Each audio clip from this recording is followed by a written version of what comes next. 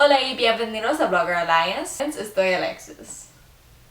So I've been watching a lot of Spanish telenovelas recently. So Gentlemen's Club, the attendance for male fraternities has been slowly decreasing since the 1970s, and this could be due to a numerous amount of reasons. This could be possibly due to the fact that American segregation has become less prevalent since the 1970s, especially in the South, and traditionally these fraternities were all white, all male groups. It could possibly be to men spending more time with their family and raising their kids and using these fraternities less as a way to escape their wives and home life.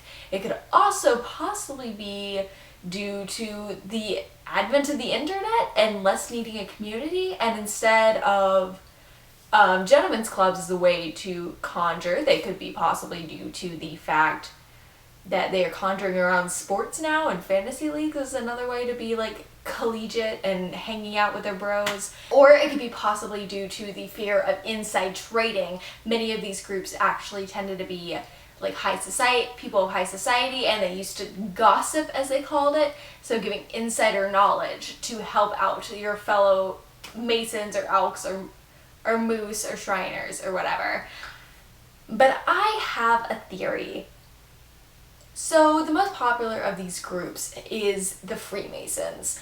And the Freemasons were a group of skilled laborers that were conjured together, mostly the rich and powerful who tended to be the ones in power, and there was a huge movement from the religious community and also from liberal Americans to be anti-Masonic. They saw Masonic as a form of anti-religion, a form of Satanism. One of the things about male fraternities is almost all of them had to pledge to a higher being, namely a god. Preferably the Christian God, that they had to do during their ceremony, which secluded most groups. They were also all male, all white, tended to be over 21, and tended to be landowners.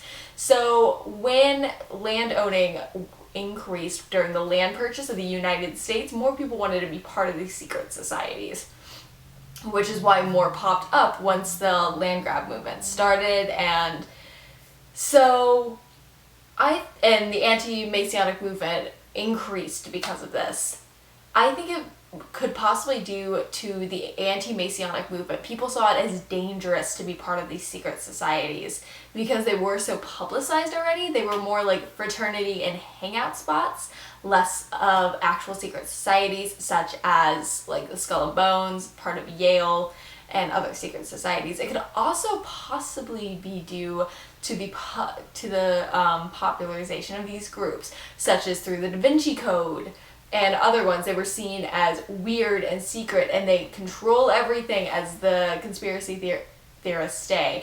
I don't think they control as much as people like to say. I think they were more meeting places that people hung out together.